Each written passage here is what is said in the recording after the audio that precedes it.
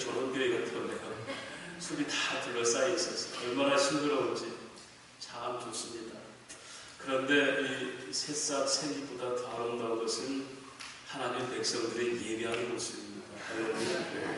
우리 밖에서 볼 수 없는 이 빛나고 찬란한 거룩한 아름다움이 여러분 성도 여러분 하나님이 있습니다. 옆에 한번 바라보시면서 인사합시다. 예수 이름으로 사랑합니다.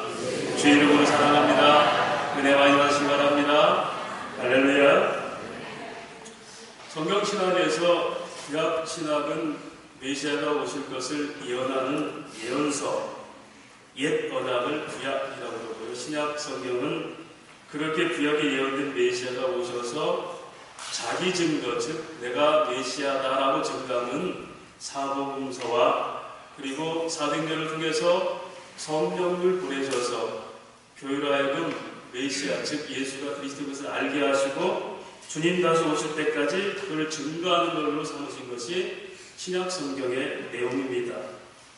그래서 사도행전부터 계시록까지는 메시아신 예수께서 이 땅에 오신 것과 그걸 통해 구원과 이것이 어떻게 복음이 연결된지를 설명하는 그런 내용들이 서신서, 전서로 내려와 있습니다.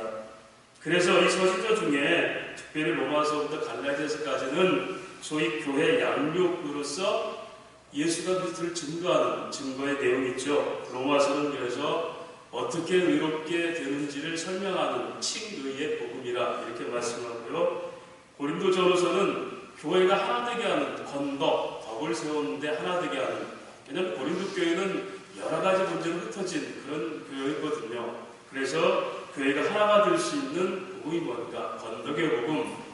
그래서 교회가 하나 되는 그 능력은 십자가의 지혜와 십자가의 능력이다. 이렇게 사도 바울은 설명하죠. 그리고 이제 갈라디아서는 그렇게 덕을 세우는 교회, 이 건덕의 교회의 가장 핵심이 뭔가? 은혜 없으면 안 된다. 그래서 갈라디아서는 형식상 은혜의 복음 이렇게 얘기를 합니다. 그런데 이제 우리 갈라디아서가 여기가 위치가 있는데요. 갈라디아서도 세 파트로 나옵니다. 첫 번째 파트는 1장부터 4장 11절까지가 복음에 대한 변증. 그래서 갈라디아서는 소위 변증을 시작해요. 누구에 대한 변증입니까? 그 당시 율법주의, 누구죠? 할례를 주장하는 사람들.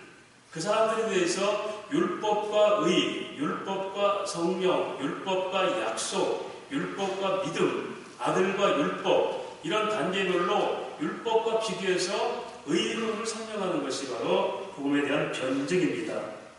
그래서 1장 1절에서 2장 14절까지가 복음의 절대성, 복음은 어디서부터 출발했는지를 설명하죠. 그래서 그것이 1장 17절에 예수의 계시다. 사람으로 말미암은 것도 아니고 사람을 통한 것도 아니고 오직 하나님 아들, 즉 죽은 자 가운데 하나님 아들 살리신 바로 그 하나님으로부터 온 바로 계시, 이것이 복음이다. 그래서 바울은 이 복음 위에 다른 것을 전하면 하늘의 천사라도 저주를 받는다. 이렇게 얘기하고 있죠. 그리고 그 다음에 이제 복음의 은혜성을 얘기하는데 오늘 이제 우리 본문이 바로 그 속에 들어있는 겁니다. 첫 번째는 은혜와 율법의 관계.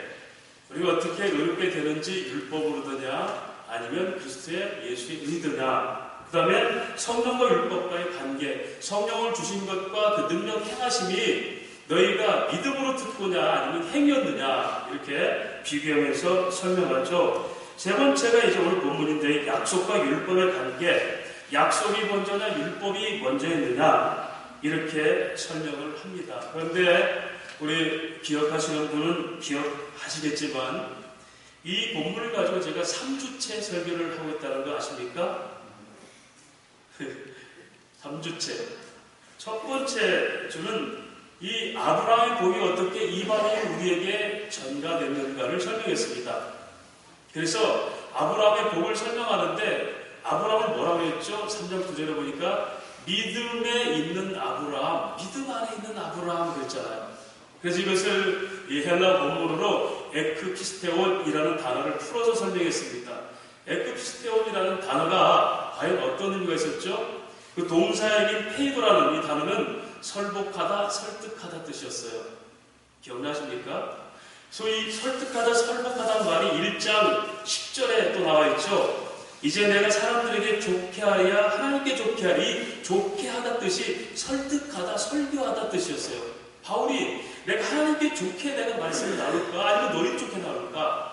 내가 사람에게 설득하고 사람 말 가지고 한다면 너희처럼 율법의 전통과 할례를 가지고 사람에게 사람을 설득하는 거면 나는 그리스도종이 아니다. 그것을 페이도라는 기본형 동사거든요. 그래서 어떻게 아브라함이 믿음의 조상이 됐고 믿음 안에 있는 사람이 됐는지를 설명할 때 하나님이 끊임없이 그를 어떻게 했다? 설득하셨다. 설복하셨다. 그래서 창세기 12장부터 22장까지 조목조목 설명하면서 불의했던 아브라함, 즉 믿음 없던 아브라함이 어떻게 나중에는 자기 아들까지 드리게 됐는지를 설명하면서 믿음의 조상 됐던 바로 아브라함처럼 오늘도 바로 하나님께서 우리를 믿음 안에 있게 하셨다고 말씀을 나눴습니다. 그래서 우리가 믿음의 조상이 되자 더불어서 성경은 계대의 복을 얘기하죠. 가물에 흐르는 저주는 없습니다. 그러나 계대에 흐르는 복은 있습니다. 신명기 5장 29절에 뭐라고 19절에 너희가 여호와의 창상 내 말을 들어서 너희 모든 자손 대대까지 복받기를 내가 원하노라. 그것이 믿음의 영적 가문이 있는 우리가 하고자 하는 일이에요. 이삭이 100배를 얻었을 때 농사에 100배를 얻었을 때 성경은 뭐라고 표현합니까? 그 아버지 아브라함을 인하여 이삭이 복을 누렸더라. 열왕기상에는 솔로몬이 1,000번을 드리고 하나님께 이제 드렸을 때 하나님 묻잖아요. 내가 너에게 뭘 해주기 원하느냐? 그때 솔로몬이 뭐라고 합니까?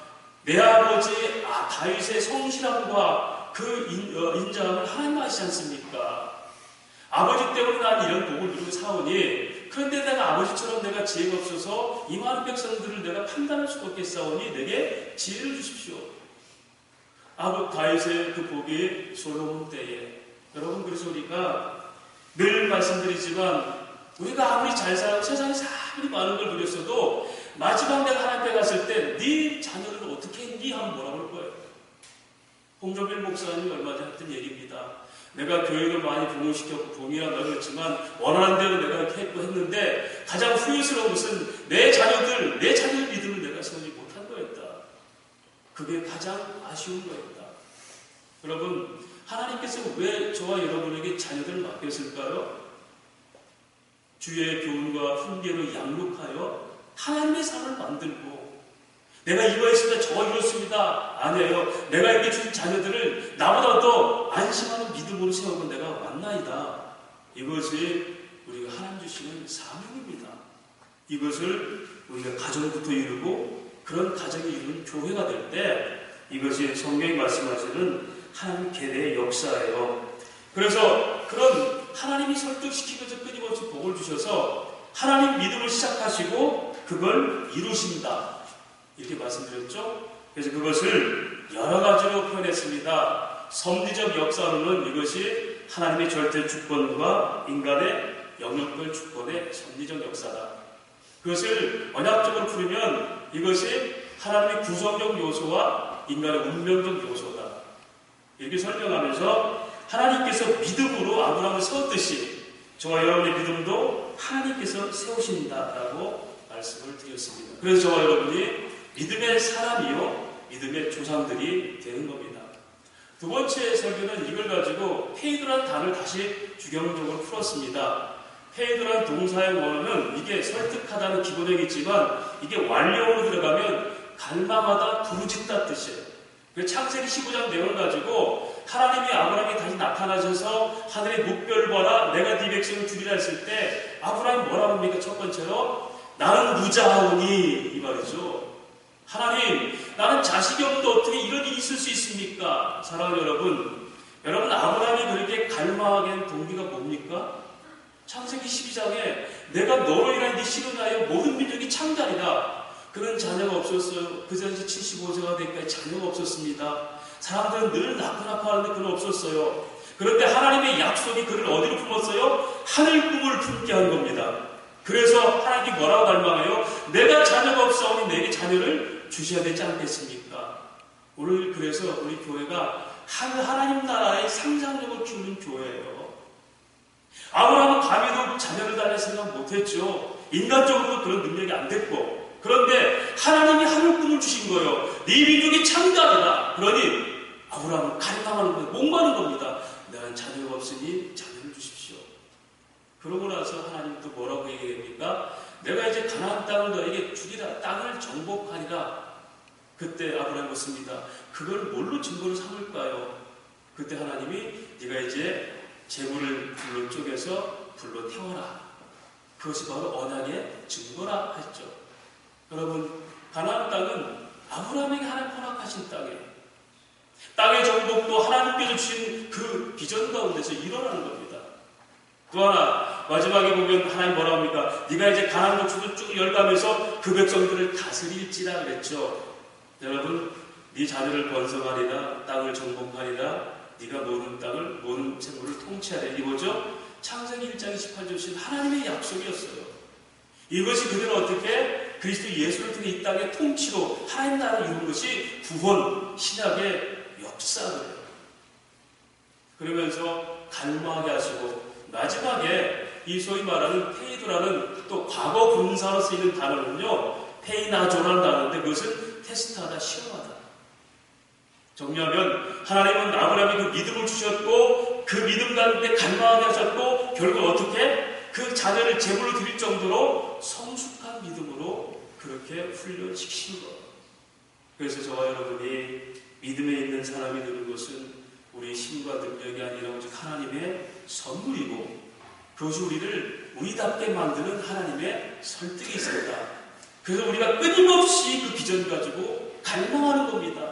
하늘 꿈을 꾸고 살아가는 겁니다. 욥기서 보면은 내가 삼성과 묘성을 내놓은 걸 네가 아느냐, 별자리를 네가 아느냐. 여러분 오늘날 별 볼 일 없다고 했잖아요. 땅 것만 더 힘든데 어떻게 하늘 봅니까? 자연적 상상력 가져 살아도 우리 인생이 얼마나 팍팍해요. 정이 없고요. 더불어 그 넘어서 하나님 나라를 상상하는 것은 꿈도 못 꾸는 겁니다. 기껏해야 땅에서 하늘 보는 거예요. 그래서 우리 성도들이, 우리 자녀들이 하늘 꿈을 꾸는 사람들로 살아가는 것, 이것이 지상의 성부의 설렘이죠. 아브라함을 그렇게 만드셔서 하나님께서 감히도 족장에, 그것도 한 변방에, 그것도 우상을 만들던 그 자녀를 하늘 꿈을 꾸게 만드시고 갈망하게 만드시고 결국 그렇게 성장시켜서 하나님이 이루셨죠. 이것을 객관적 믿음에서 주관적 믿음으로 변하다 이렇게. 하나님 우리 각자의 믿음의 분량을 주셨어요. 그것을 내가 느끼고 깨달을 때 내 주관적 믿음으로 성숙하는 겁니다. 하나님의 때를 따라서 아름답게 하시는 가운데 저와 여러분이 그 중에 있는 것입니다. 오늘은 그 말씀을 세 번째로 그렇다면 왜 하나님은 율법을 주셨을까?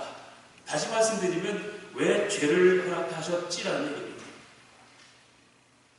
믿음으로만 구원하고 그리스도의 의로만 구원하면 처음부터 그 길로 가게 하시지 왜 하나님은 우리가 걸려 넘어진 것들을 만드셨을까? 선악과는 왜 만들어서 따먹게 하셨고 왜 이스라엘 백성들 가나안 땅에 인도하면 그대로 쫙 가서 가나안 땅에 인도하시지 왜 광야길을 걷게 하셨고 심지어 400년 동안 남의 나라에 종살이하는 그런 사람들로 살게 하셨을까? 그리고 하나님 주셨다면 그 길을 바로 가게 하시고 뭐 때문에 조건을 주셨을까? 선악과를 먹지 말라. 네가 이 십계명을 지켜라 라고 하셨을까?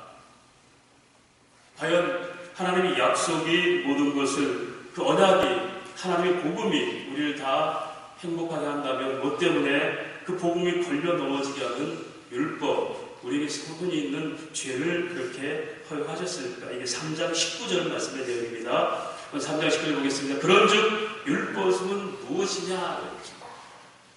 율법을 하나님께서 왜 주셨냐면요, 질문하게 하시려고.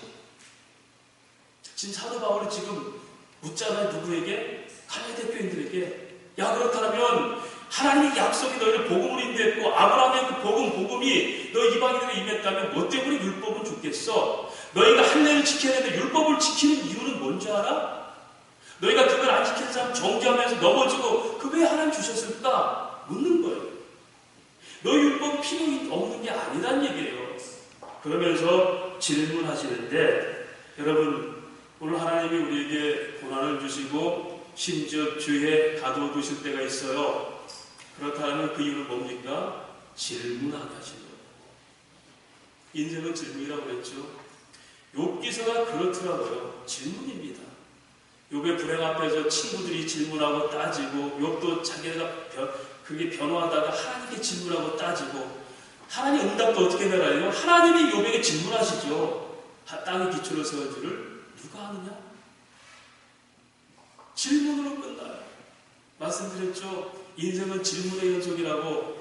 어린 나이일수록 질문이 많아지는데 연세가 들 질문이 사라져. 왜? 갈망함이 없으니까. 하나님 앞에서 끊임없이 나이가 들수록 끊임없이 질문이 더 많아. 왜? 가까우니까. 그나라 더 가까우니까. 확인하는 거예요. 욥은 그렇게 질문을 통해서 하나님을 알 뿐 아니라 하나님에 대한 고백도 하죠. 그런데 여러분 오늘 보십시오.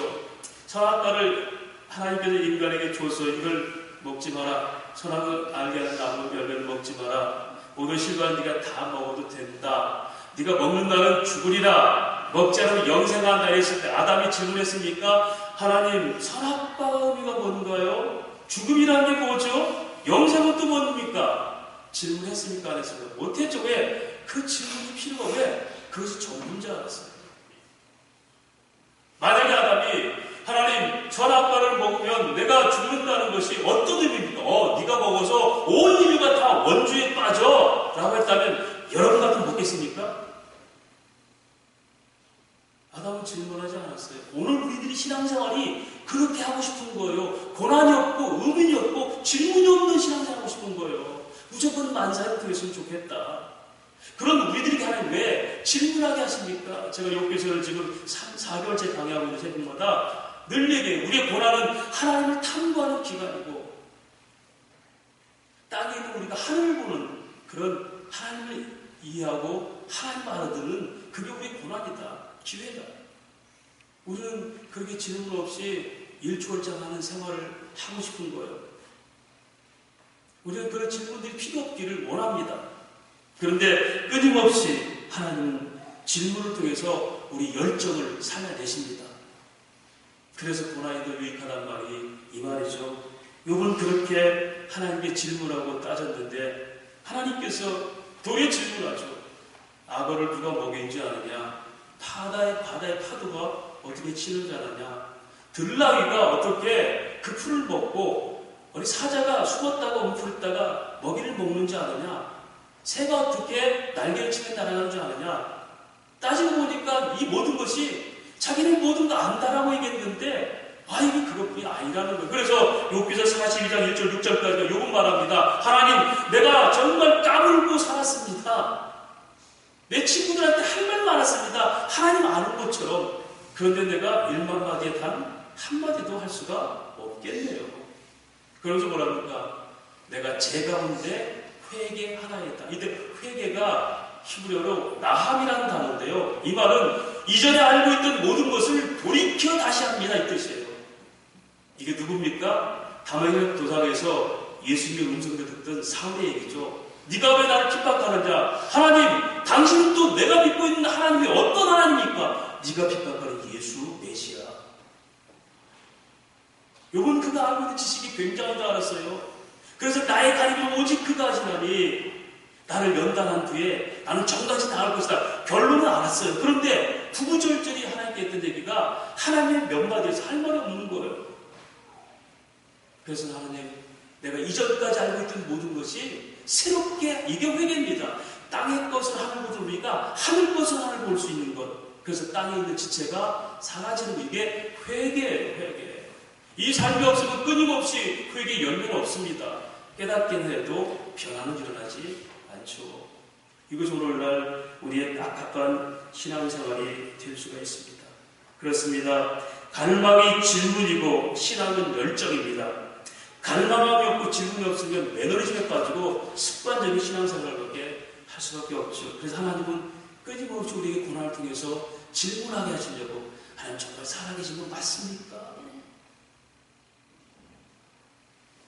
하나님 정말 내가 이렇게 믿어도 천국 가는 게 맞습니까? 그렇게 질문이 많을수록 열정이 살아있는 겁니다. 그래서 율법을 주신 것. 그 율법으로 너희가 결코 의를 이룰 수가 없다라는 얘기예요. 그 율법을 준 것은 두 번째로 이유가 뭡니까? 범죄의 효과를 나타내기 위해서. 오해하지 말고 들으셔야 됩니다. 여러분, 어떤 사람이 어떤 규칙을 있는데 규칙을 안 지켰을 때는 그가 그 범죄의 내용이 뭔지 압니까? 모릅니까? 모르죠. 효과를 모릅니다. 그런데 그가 그걸 규칙을 어겨서 그 대가를 치를 때, 범죄라는 게 이런 대가가 있구나. 그래서 그 효과, 이게 하나님의 효과적 영광, 우리가 그걸 깨달은 발사적 영광. 하나님 사랑이 뭔지를 효과적으로 내게 나타나게 깨닫게 하시고 내가 그 사람들에게 발사하는 것. 이것이 하나님과 우리 관계예요. 그런데 여러분, 아담이 범죄하기 전에 사망이 몰랐어요.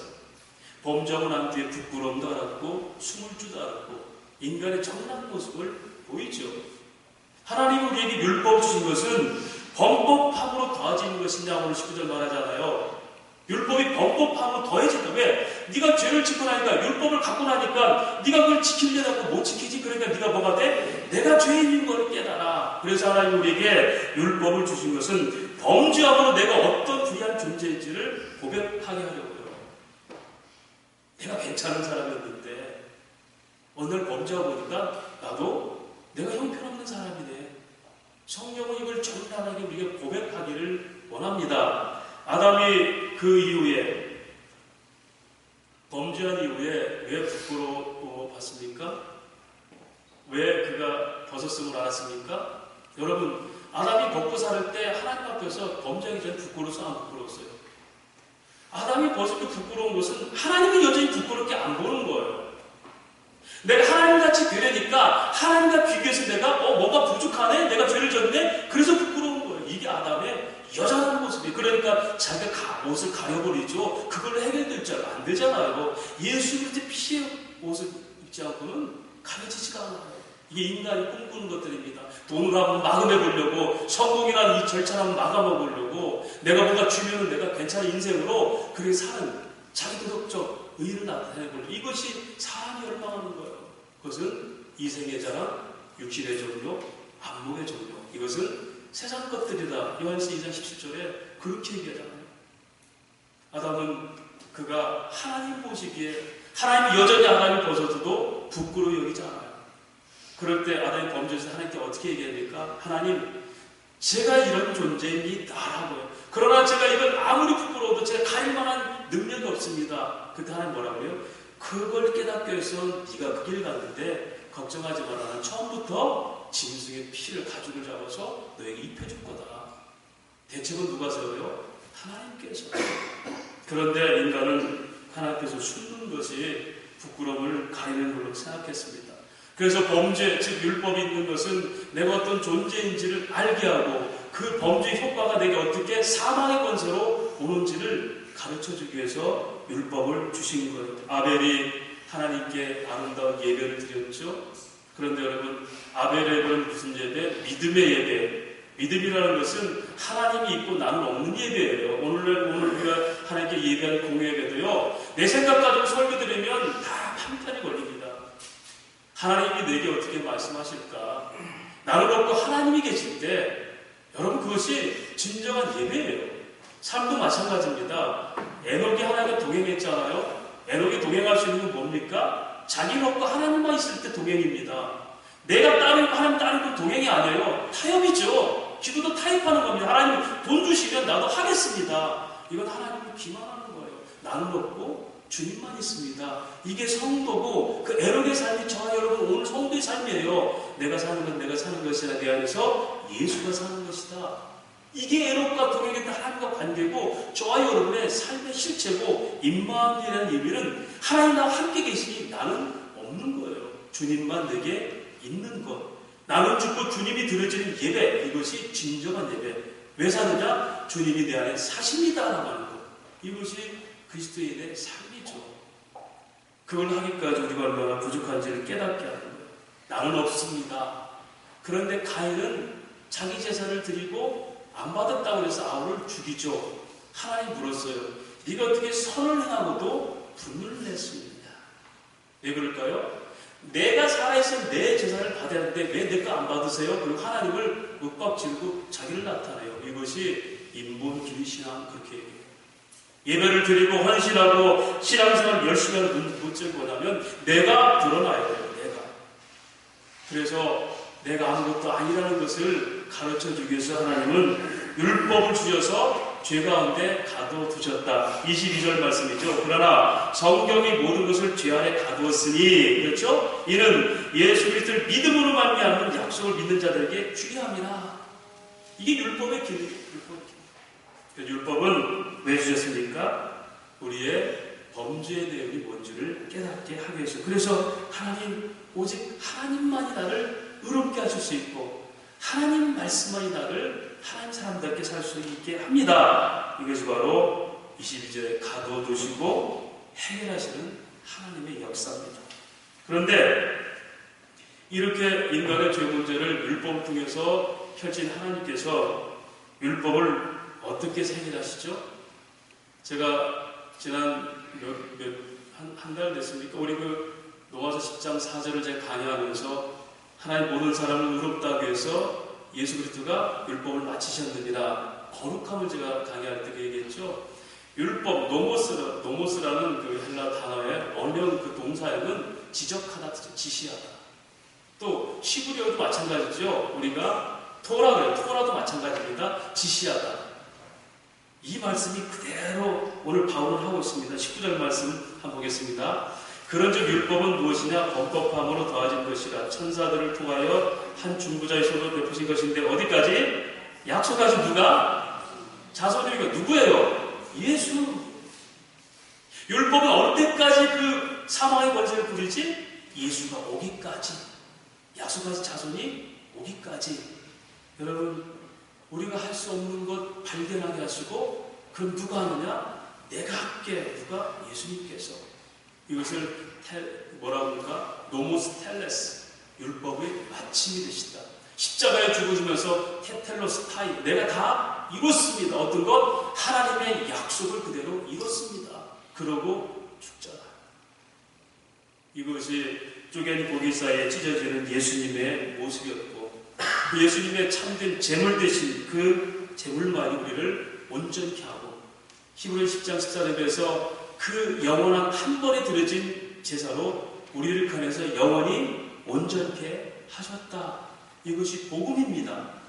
어떤 방법으로 해결할 수가 없고, 율법을 들일수록 끊임없이 죄를 짓고, 그래서 예수님이 율법주의자 싸울 때 다들 뭐라고 했습니까? 질문할 때 네가 어떻게 마음으로까지도 네가 그칠 수 있겠느냐.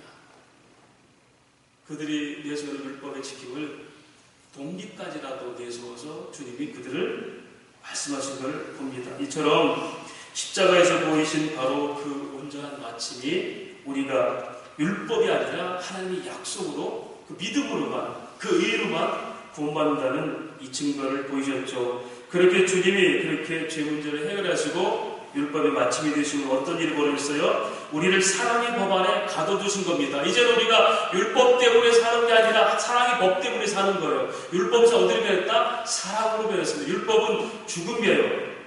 그리스도의 의는 사는 겁니다. 그래서 요한복음 5장 24절에 우리가 어디서 옮겨? 사망에서 옮겨 생명으로 옮겨졌다. 이렇게 말씀하죠. 에베소 4장 3절은 그 사랑의 띠로 우리가 하나 됐다고 얘기합니다. 너희는 성령 안에서 하나 된 걸 힘써 지키라는 말씀하시죠. 그래서 고린도서 13장 이렇게 얘기합니다. 그 사랑이 없으면 아무것도 아니야. 사랑이 없는 설교, 사랑이 없는 헌신, 심지어 사랑이 없이 몸을 내어줄지라도 아무것도 아니야.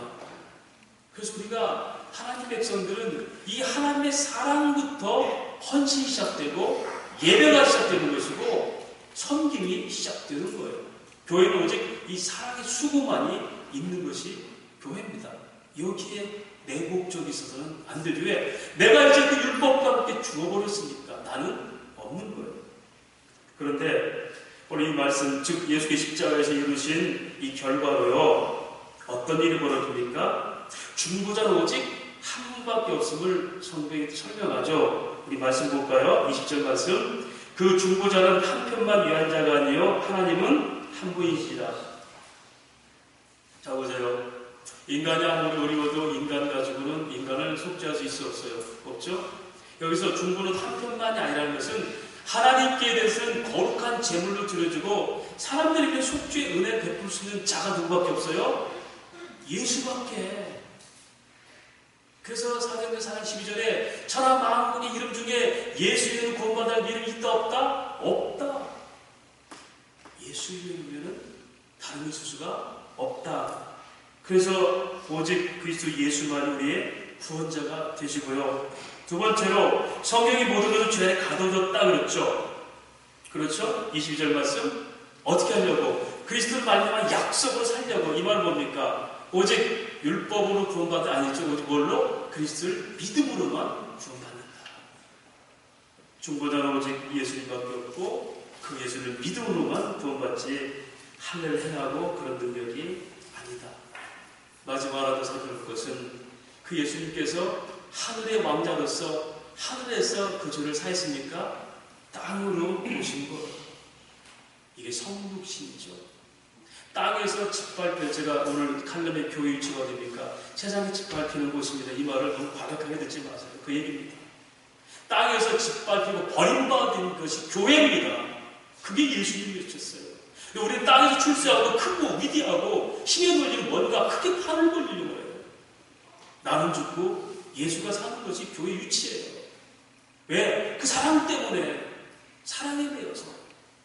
사랑의 종로. 이것이 갈라디아서 말하는 너희가 서로 피차 사랑의 종로를 타라. 이게 하나님의 은혜를 아는 자의 범죄, 생활의 교훈이에요. 사랑의 종로를 타는 것. 그래서 사막에서 너에게 한 것이 하늘에서 그렇게 한 것이 아니라 땅에 내려오셔서 짓밟히신 거예요. 그렇다면 우리가 예수님처럼 어떻게 살아야 돼요? 땅의 지체를 죽여라. 너희 시민권은 하늘에 있습니다. 무릇 너희가 살면서 죽을 것이요 나와 및 복음 위에서 죽을 자는 살아나리라. 이것이 바로 역설적인 이 원리예요. 그래서 우리가 거룩한 영적 가문은 땅에서의 소망의 설림이 아니라 하늘나라 상상력에 사로잡히는 거예요. 상상력, 그러니까 어떤 우리 후배 목사가 시비 걸더라고요. 상상력은 생각의 표출이잖아. 상상력이라는 것은요, 어떤 근거로 상상을 했다는 거예요. 지나가는 상상은 지나본 적입니다. 하나님의 세상에 상상한 것이 비전입니다. 꿈꾸는 것이 하나님 나라. 그래서 오늘 우리가 이 땅에 있는 것들을 죽일 때 주님이 이 땅에 오셔서 짓밟히고 그렇게 우리를 찢기셔서 살린 것처럼 우리가 이 땅의 욕심이 사라질 때 하나님 나라들이 더 커진다. 이것이 골로새서 3장 1절에서 4절까지 우리 말씀 한번 찾아보시고 말씀 정리하겠습니다. 우리 골로새서 3장 1절에서 4절까지 우리 여러 절 말씀 나누겠습니다. 326페이지입니다. 우리 설교를 잘 생각하시면서 우리가 어떻게 성도의 삶의 본분, 골로새서는 성도의 삶의 본분이에요. 어떻게 살아야 되나 한번 골로새 3장 1절에 4절까지 같이 천천히 한번 합독을 하겠습니다. 시작. 그러므로 너희가 그리스도와 함께 다시 살리심을 받았으면 위의 것을 찾으라. 거기는 그리스도께서 하나님 우편에 앉아 계시느니라. 위의 것을 생각하고 땅의 것을 생각하지 말라. 이는 너희가 죽었고 너희 생명이 그리스도와 함께 하나님 안에 감춰졌습니다. 우리 생명이신 그리스도께서 나타나실 그때에 너희들과 함께 영광 중에 나타나리라. 아멘.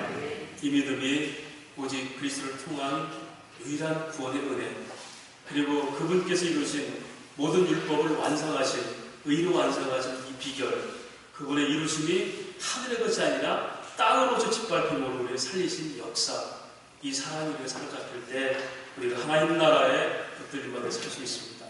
율법 이전에 약속이 먼저 있었습니다. 그 약속이 복음이었고 그것이 믿음 안에 있는 아브라함의 삶을 통해 우리까지 전가된 것, 이것이 바로 성경이 말하는 율법과 약속의 관계입니다. 그런 믿음 안에 있는 성도, 믿음의 조상이 되는 성도, 바로 그가 우리인 것을, 나인 것을 기억하시고 그런 믿음의 삶을 살아가시기를 주의 이름으로 축원합니다.